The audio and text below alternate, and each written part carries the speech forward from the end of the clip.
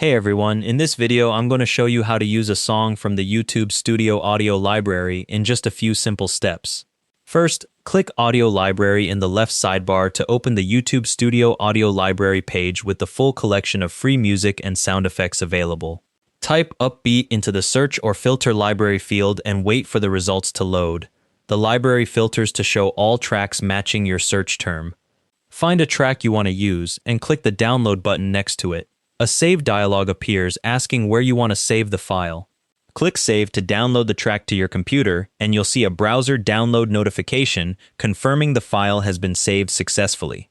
If you want to preview a track before downloading, just click the play button that appears when you hover over its row. All tracks in the audio library are completely free to use in your YouTube videos without any copyright issues, so you can add them straight into your video editor. If you need sound effects instead of music, switch to the Sound Effects tab at the top of the page to browse that collection.